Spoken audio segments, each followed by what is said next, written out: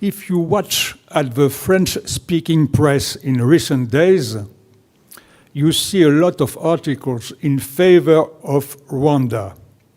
Anyhow, there is often an incidental headline that asks the question, but who is Kagame really? The propaganda of your enemies, particularly in Congo, describe you as a cruel and bloodthirsty tyrant. Do you try to change this image? For example, in most of your official photographs, you look severe and distant. This can contribute to fueling controversy. Why don't you wear a slight smile like all your fellow presidents around the world? Do you ultimately like or dislike being fed, sometimes hated, in the Western world? Thank you. Good.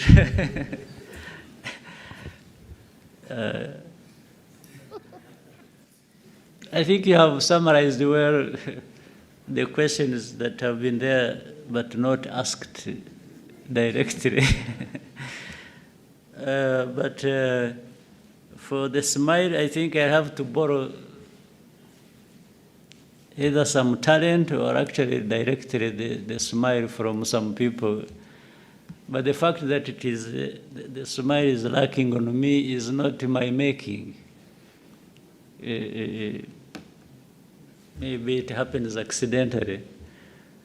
But very interesting way of putting your question. I try to answer it this way. Starting with who is me, who is the person. I have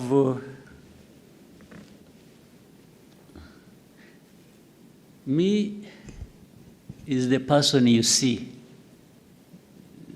I'm not hiding anything.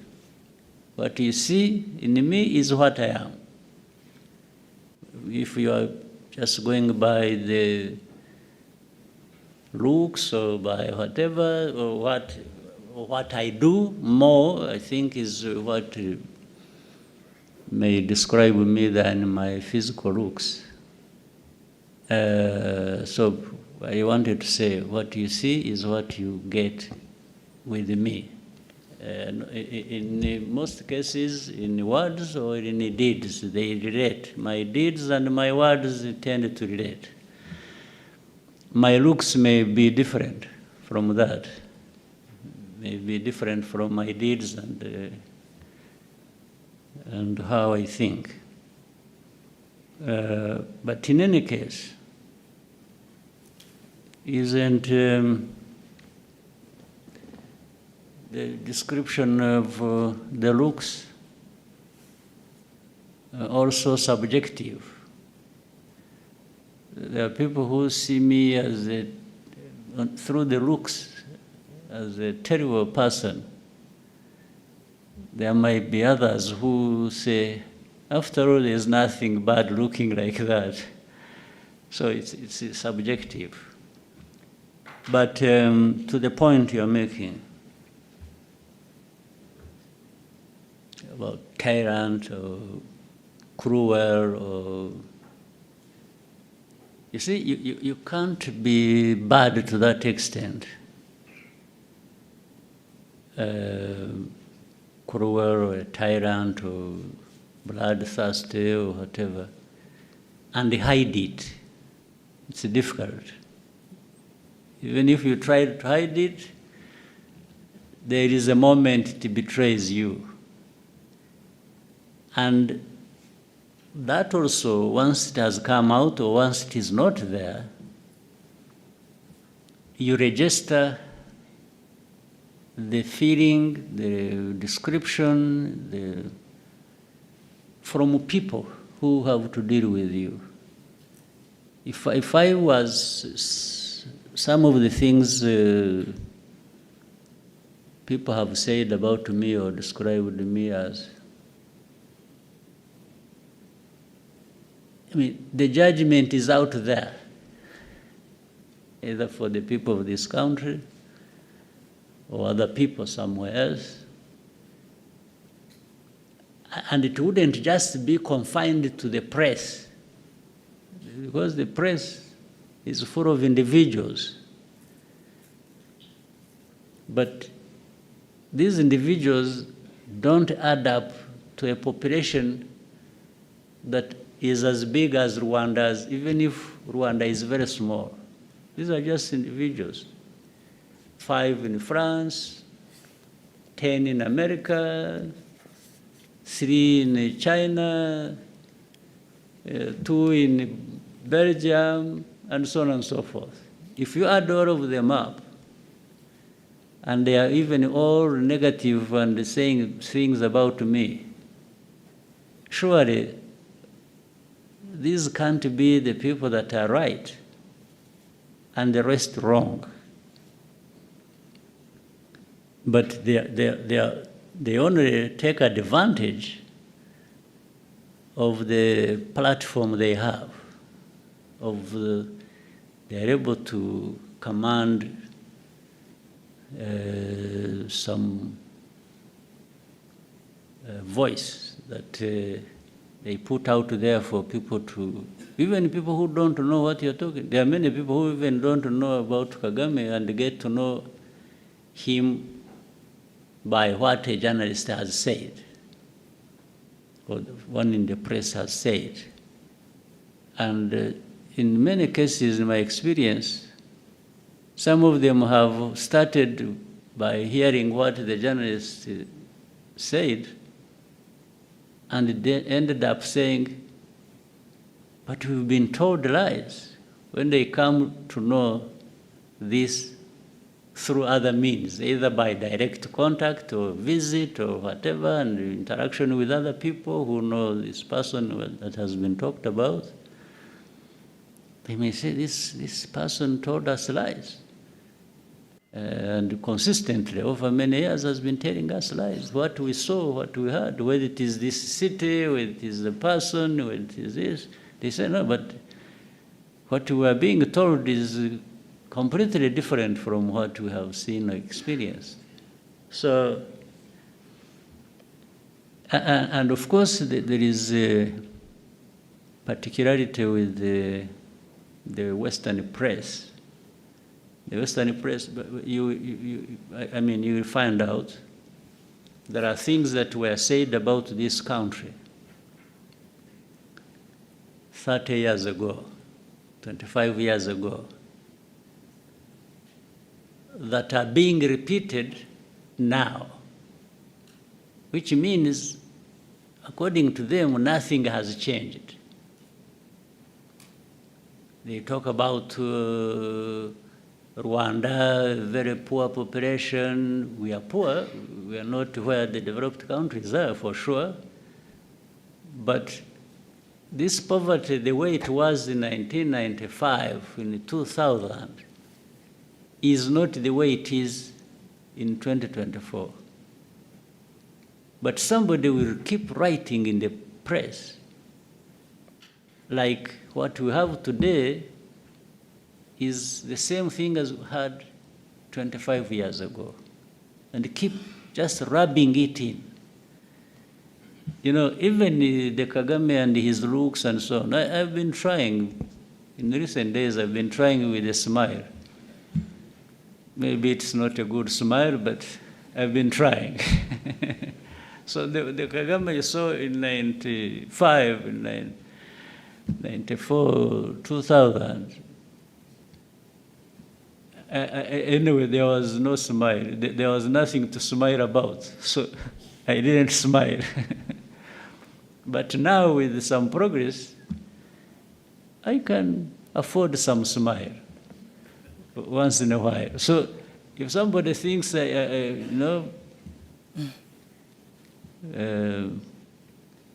that, I have even grown gray hair. Last time I had black. My hair was black, and now it is gray. It is actually disappearing. I may be bold, but so if you think the Kagame you saw 20 years ago is the same now, no, it is a misrepresentation. But even then, that time, I looked different, and the press may not have liked the way I look, like. But the situation that time maybe looked like that itself. So I can't be in a heap of dirt and then I'm smiling. I mean, that's a lie. I would be a liar. I would be pretending. I would actually be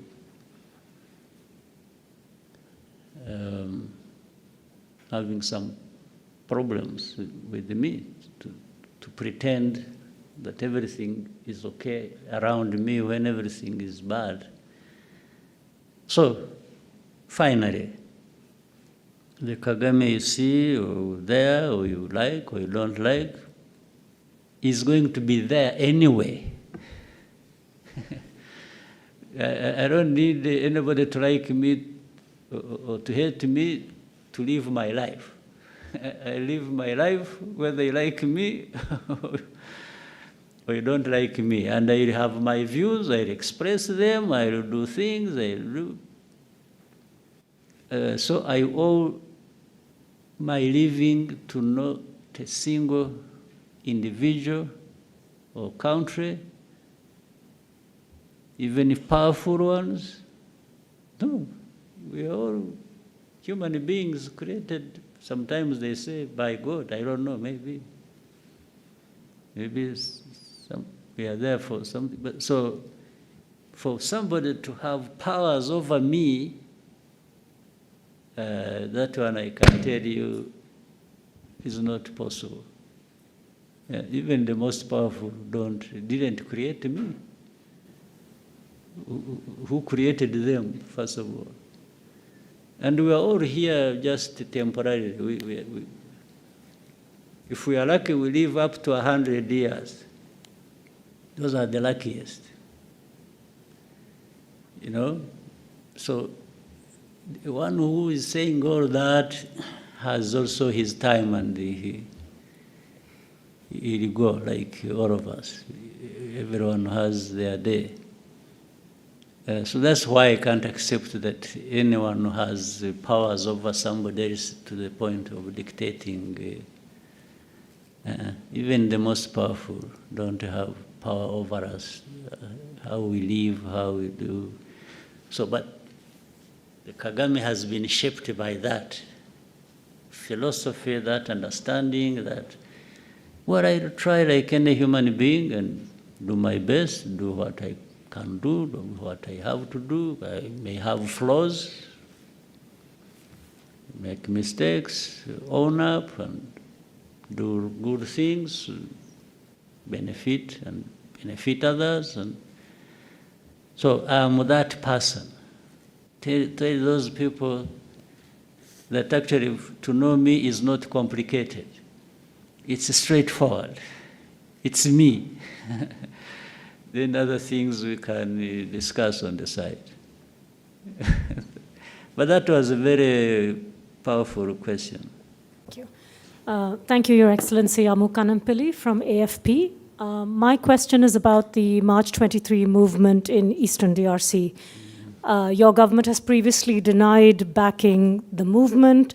Does that denial still stand a year and a half later? And what is the current relationship between Rwanda's government and the M23? Thank you. Well, those who accuse us, I would ask them why they actually don't support M23 themselves, including AFP, you as a journalist. Why don't you support M23? Or why is the question, you support M23 or you don't support M23? First of all, what is M23? M23 is an organization born in and out of Congo. That's number one.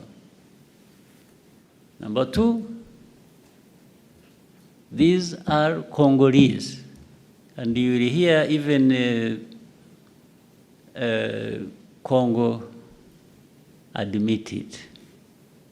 Now, why do they exist? Why are they fighting? Why do they have arms? It's another question. It is also a simple question.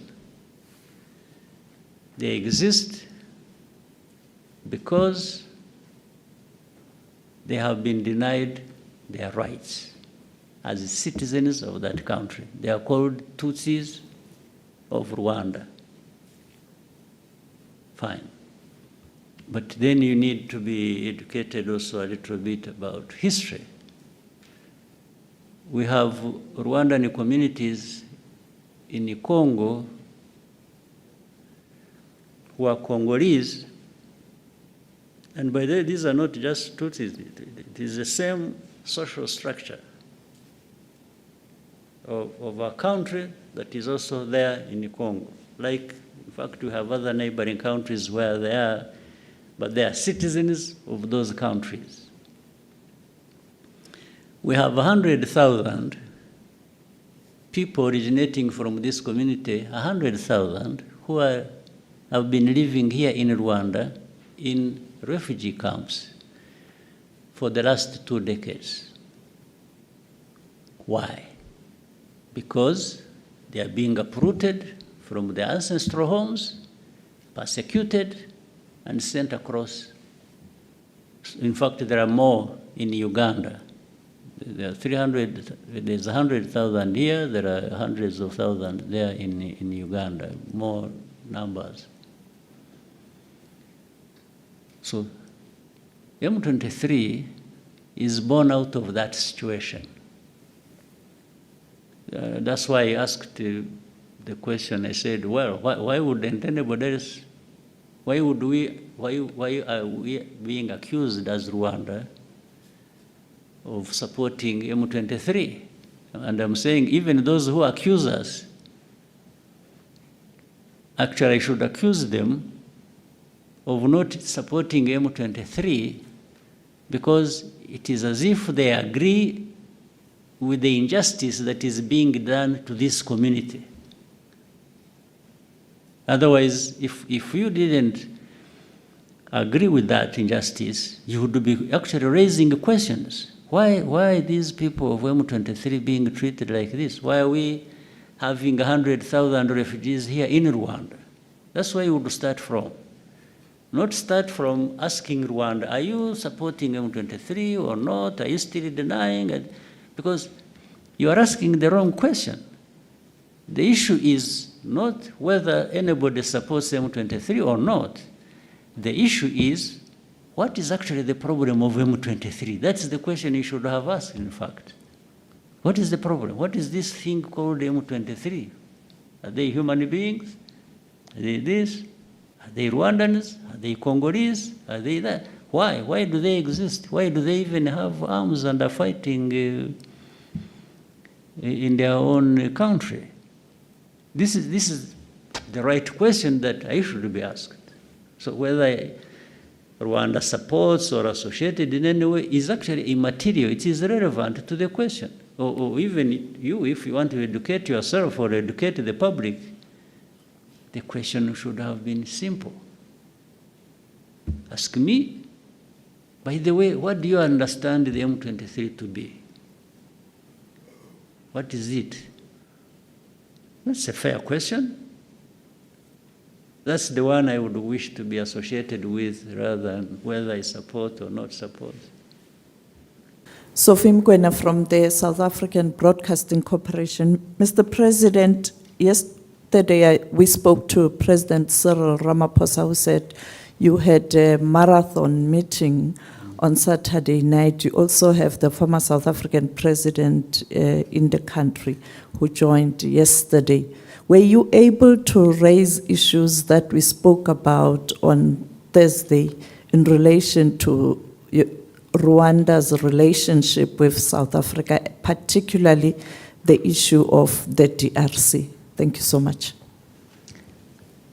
We could not have spent hours, the President of South Africa and I, meeting and definitely not talk about that. It featured, and I think we had a very good discussion, very good understanding of the situation and maybe the best ways we can work together to resolve that. I was satisfied. So, and it seems your interview also helped. The discussion we had and the questions you asked maybe informed all of us and prepared us for that discussion. So we had even a reference point. So we definitely did discuss that, and I'm satisfied. I hope the President himself is satisfied that we can make good progress on a number of fronts to resolve the issues. Do you want to watch more videos like this one? If yes, subscribe to our channel and press the bell icon next to it. We have decided to bring videos on something nobody talks about: African politics, economy, and increasing power. Thanks for watching, and until the next video, stay tuned. Tell us what you think in the comment section. Like and share the video, and subscribe so that you don't miss any of our African videos. It's the best way to support us.